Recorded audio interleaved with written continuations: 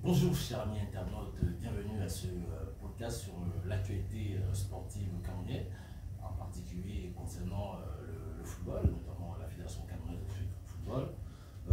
Ce scénario mirobolant auquel on est habitué depuis quelques jours, lorsque il y a une sortie de la Fédération camerounaise de football concernant l'équipe nationale, et éventuellement on reviendra aussi sur le cas Anglo Nana, dont il a été accusé de népotisme par une journaliste de la place du côté de la région parisienne.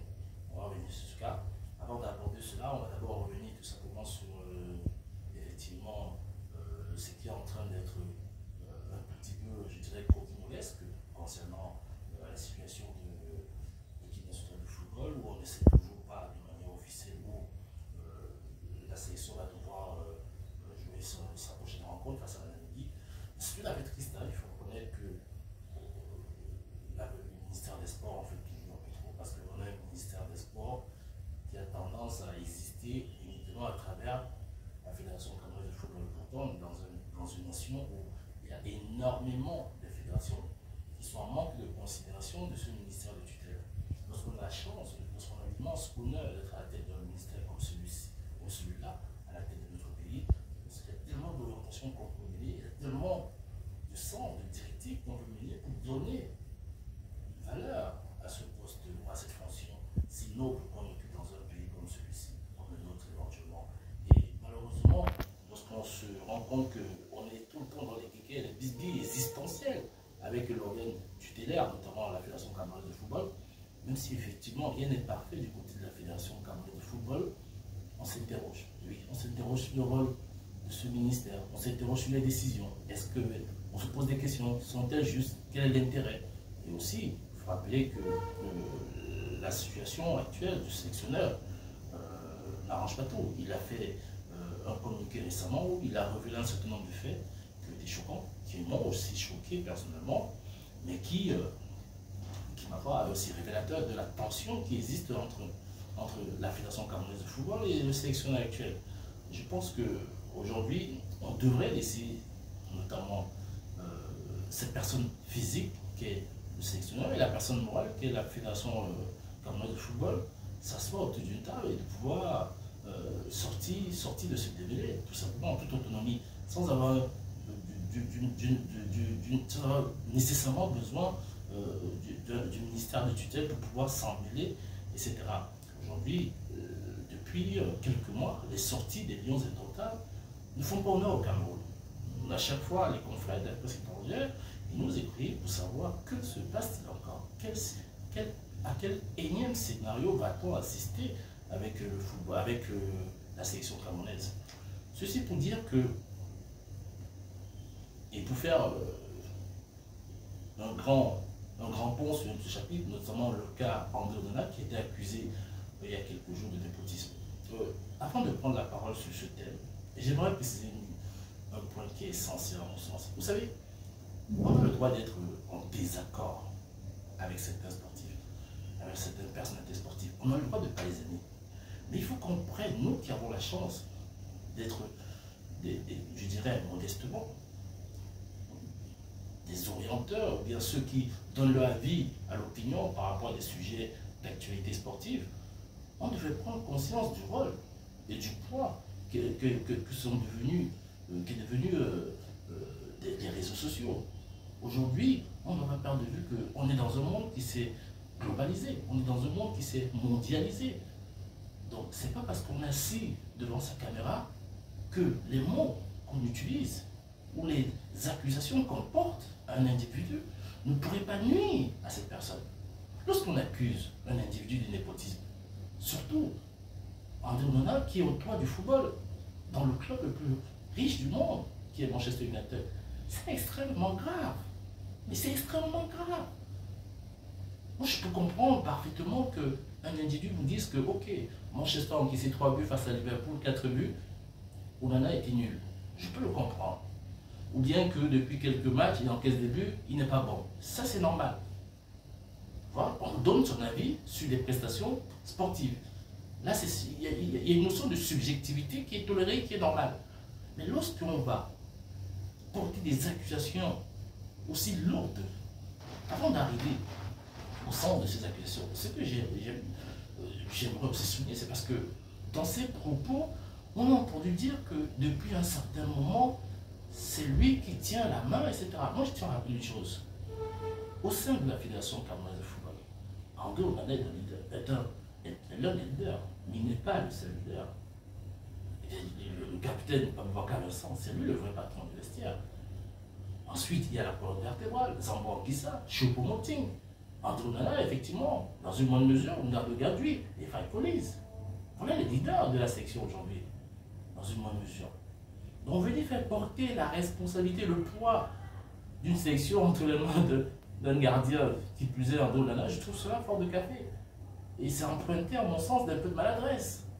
Est-ce que c'est orienté? Est-ce que c'est voulu? Est-ce que c'est de l'ignorance? J'en sais trop rien. Avant d'arriver de la continuité à mon analyse, j'ai comme envie de dire que depuis la nuit des temps, au sein de toutes les fédérations, de toutes les sélections au monde, il y a toujours eu des leaders qui ont mené le vestiaire, qui ont pris les grandes décisions. Le cas du Cameroun, on connaît la génération précédente, avec le 1984. On sait le poids de cette génération, de ce 1984, au sein de la sélection camerounaise pendant de nombreuses années. C'est ce quatuor qui a eu à faire des listes, c'est connu, c'est assumé. En 2010, il y a eu un problème parce qu'on a éliminé le 4 et le 1, dont le 9 et le 8 sont restés. Plus ou moins, si ma mémoire est bonne. En tout cas, le 9 a pris les pleins pouvoirs. Le 4 et le 1 n'ont pas apprécié. Ça a entraîné la guéguerre, le fiasco qu'il y a eu en Afrique du Sud. Et c'est pas parce que c'était eux. Ça existe dans toutes les sélections. En France, pareil, ça a été le cas premier avec Zidane. Avant Zidane, ça a été le cas avec les Platini, avec les Cantona. Il ne faudrait pas que les gens donnent l'impression aux autres que le leadership dans un vestiaire, ça existait uniquement avec le Cameroun. C'est pas vrai. C'est pas vrai. C'est normal. Dans un groupe, les entraîneurs, les sélectionneurs s'inspirent des leaders. Même en club, au PSG, c'est pareil. Au Real Madrid, c'est pareil. Lorsque Ramos était à Madrid, on ne pouvait pas prendre une décision dans le vestiaire sans passer par lui, sans consulter son avis. À Barcelone, à l'époque d'Eto'o, Eto'o a eu à lui dire. Les décisions, quelle que soit la valeur de lambda, il fallait consulter Xavi. Oui, Xavi, Puyol. C'est le monde qui fonctionne ainsi. C'est ça les principes de groupe. Donc venir faire de telles déclarations a donné l'impression qu'il y aurait un groupuscule de personnes au sein de la sélection camerounaise qui aurait permis cela, c'est pas juste. Et je reviens sur le fait que je suis en train de citer l'accusation de népotisme, qui est un fait extrêmement grave. Je m'en explique. Aujourd'hui, sur les réseaux sociaux, on a Platt, le journaliste anglais, qui est assez souvent sur nos réseaux sociaux, c'est-à-dire qui est sur nos plateformes d'échange, qui plus ou moins a ces informations, parce qu'on les diffuse sur nos plateformes. Il est déjà membre de nos plateformes. Aujourd'hui, quand on diffuse de telles accusations sur les réseaux sociaux, ça peut arriver n'importe où. Imaginez un scénario le plus basique qui peut arriver, un scénario qui peut arriver, qui peut se produire. La presse anglaise peut avoir vent de cette information, qu'elle soit vraie ou pas. Et elle peut donner du crédit à cette information, parce qu'elle considère que ça vient de la part de la presse camerounaise, ou du moins d'un journaliste camerounais, qu'on l'aime ou qu'on ne l'aime pas, il y a une certaine audience. Ça, c'est un fait. Qu'on l'aime ou qu'on ne l'aime pas, ça, c'est factuel. On ne peut pas discuter sur ce paramètre. On le lui concède. Mais cependant, imaginez ce qui peut arriver. On a de temps en temps les Paul-Scholes qui sont critiques sur certains aspects d'André Onana. Imaginez une rencontre, quelle qu'elle soit. Il a fait une mauvaise performance. Paul-Scholes sur BBC ou Sky Sport, il décide de lâcher une information comme ça. Qui, ma foi, n'est pas avéré. Est-ce que vous imaginez l'impact? Autre scénario. Je ne me fais pas avocat d'André Onana. Je vous dis simplement ce qu'il en est parce que il ne faut pas que les gens confondent entre donner son avis et avoir une critique aussi lourde qui peut porter atteinte à l'image du joueur. Imaginez un scénario aussi lourd où actuellement André Onana sera en train de signer un contrat avec un partenaire équipementier sur une longue durée, 2 ans, 1 an, à quelques millions d'euros. Cette information leur parvient. Vous pensez que quoi? Qu'est-ce qu'ils vont en faire? Ils vont pas la balancer à la poubelle, l'information. Ils vont lui donner du sens, de la suite. Et pour éviter d'être dans une situation embarrassante, ils vont laisser tomber le contrat. Qui perd? C'est le joueur qui perd. C'est l'image du jeu qui est impactée. Alors, moi ce que je dis, c'est que les scénarios de népotisme n'ont pas existé uniquement avec, dans l'univers de l'Afrique ou bien du Cameroun. Avant d'en arriver là, je vais vous prendre un autre fait. L'un des problèmes, moi j'ai la chance de côtoyer André Onana. Et ce que je peux vous dire, c'est que l'un des problèmes, André Onana, c'est un garçon qui a des défauts. Il a également des qualités. Et l'un des défauts qu'il a, et je pense que, et on le voit dans le cas de cette affaire, c'est qu'il ne prend pas la hauteur d'un certain nombre de choses.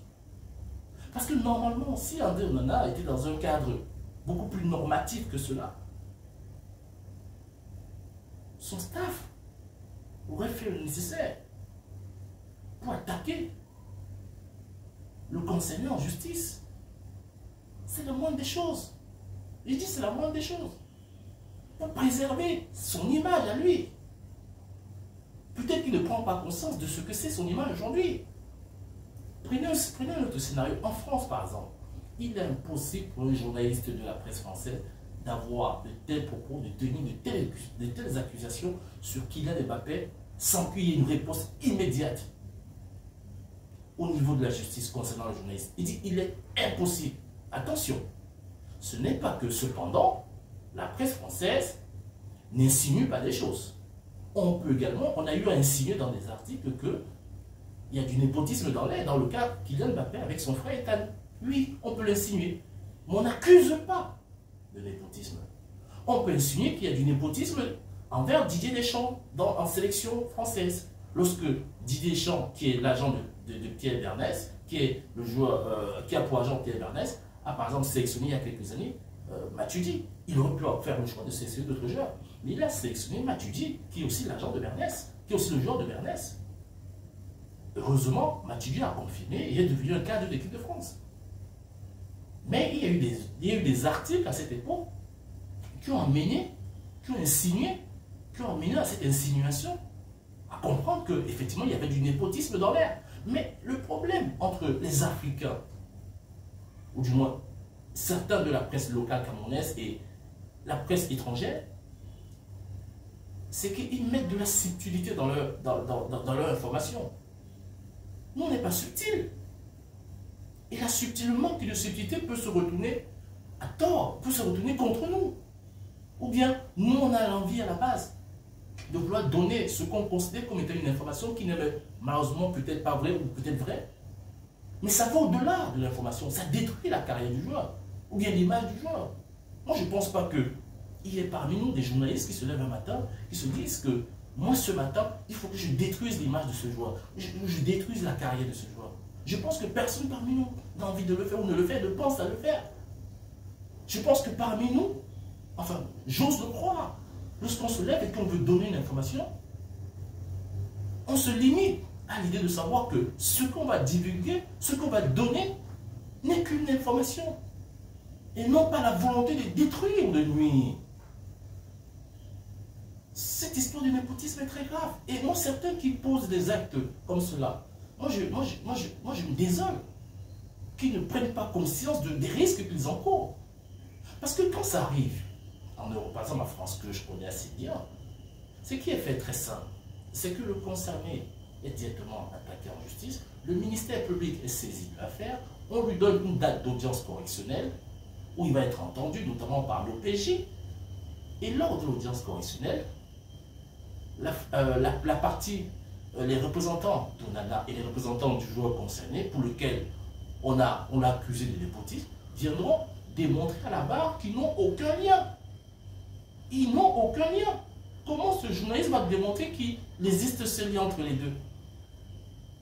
Rappelons que le cousin d'un individu, à la base, c'est le fils de son oncle ou de sa tante.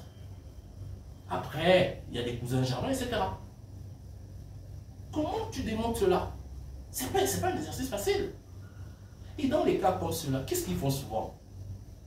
Ben, la justice, ou du moins l'avocat du concerné, s'arrange avec le ministère public pour qu'il y ait une condamnation.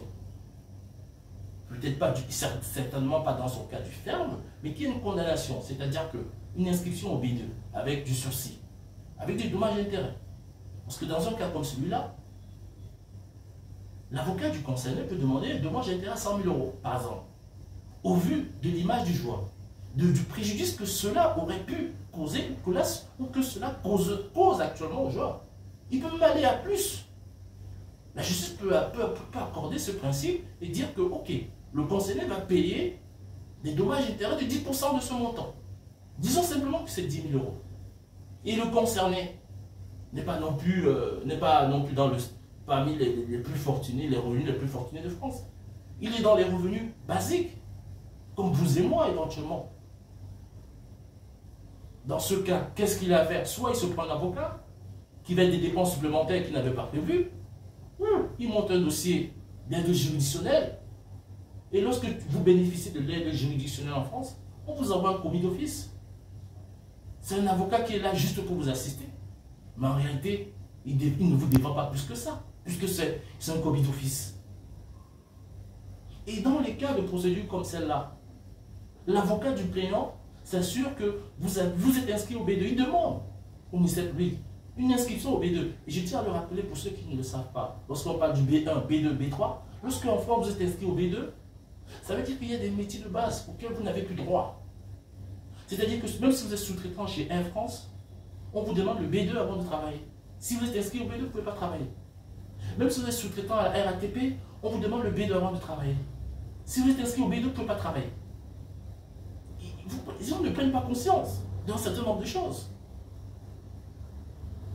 C'est extrêmement grave ce genre de situation.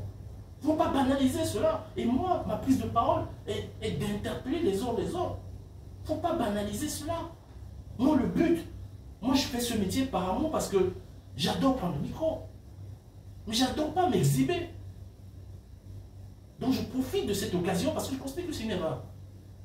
Moi, j'ai rien contre ceux qui prennent la parole pour dire, quand je prends le cas d'Ardonana, pour dire là que c'est 4 buts, c'est un nul là. Ok, c'est un avis subjectif par rapport à une performance. Mais vous ne pouvez pas prendre la parole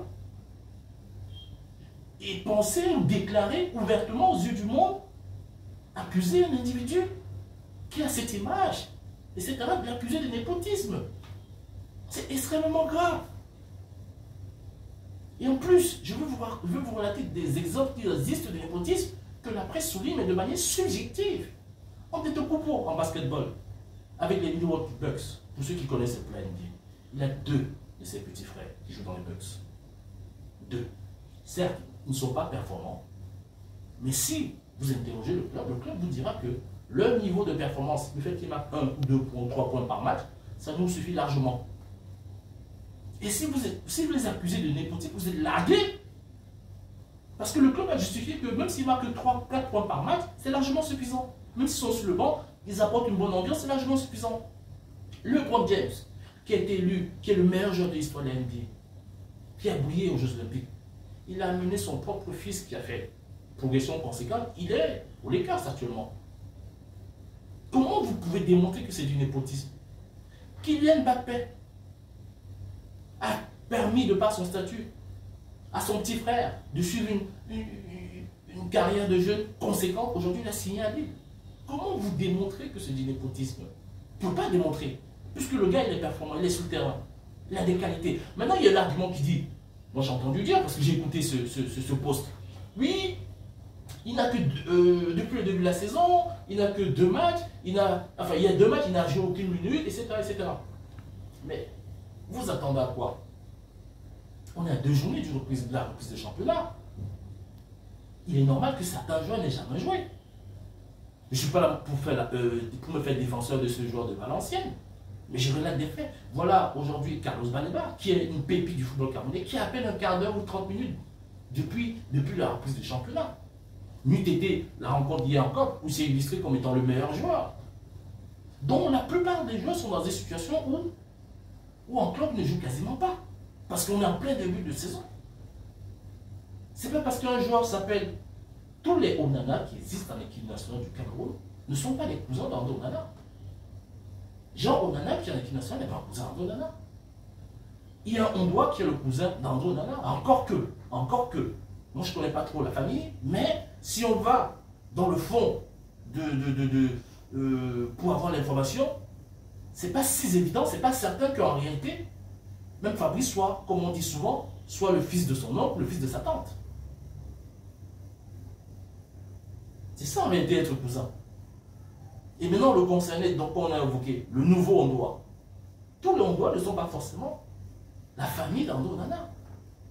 Donc tout cela revient à dire que lorsqu'on porte des accusations de népotisme à un individu, quel qu'il soit, il faut peser.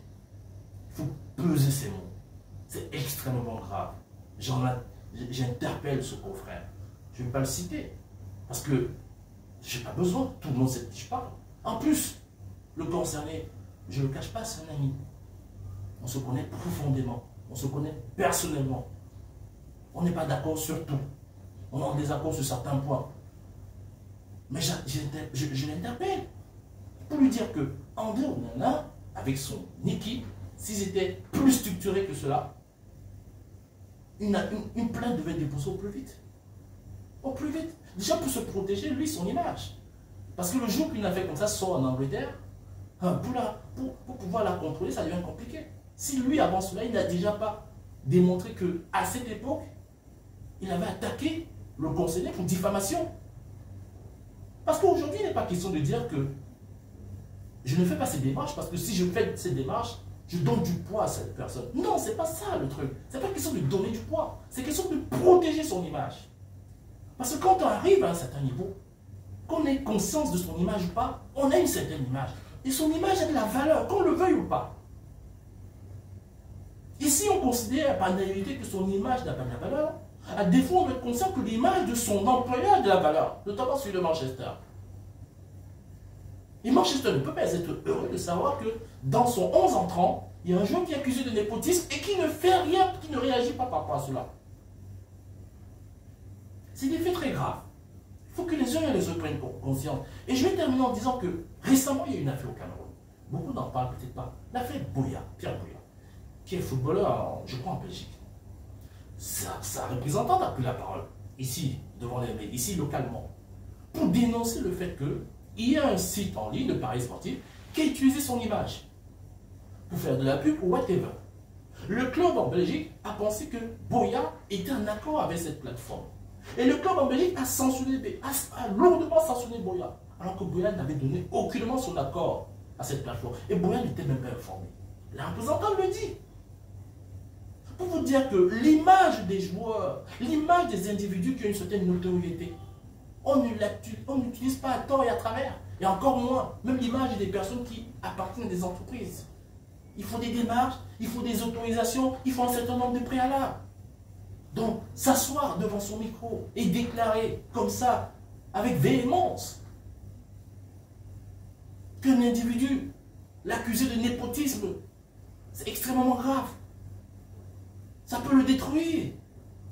Et ce que je dis est d'autant plus pertinent parce que il y en a qui ne comprennent pas un fait. Ce sont ce genre d'accusations, ce genre de situation qui a mené à la tension qui existe aujourd'hui entre André Onana et Samuel Eto'o. Beaucoup ne le savent pas. Beaucoup en parlent, ils se demandent pourquoi Samuel Eto'o a souvent des tensions avec André Onana. C'est un peu à cause de ce genre de situation. Pas exactement la même, effectivement, mais un peu dans cet élan. L'incident de la Coupe du Monde au Qatar. Il y a eu une démarche de la FECAFOOT auprès de son club à l'Inter de Milan pour pouvoir le faire un rapport comme quoi André Onana était indiscipliné. Et le club de l'Inter de Milan a convoqué André pour lui mettre la pression, pour lui faire comprendre que, en parlant d'image justement, pour lui faire comprendre que si tu es accusé d'indiscipline au sein de ta section en pleine Coupe du Monde, nous, Inter de Milan, on ne peut pas se permettre de te mettre numéro 1.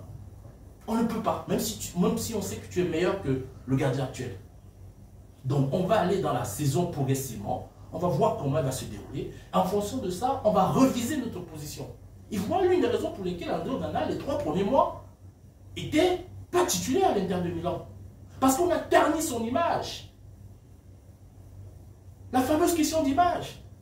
Et c'est pour cela surtout que André Onana en veut aux dirigeants de la FECAFOOT. Moi, je vous fais ces révélations. Après, ça peut être à tort ou à raison, mais c'est son point de vue.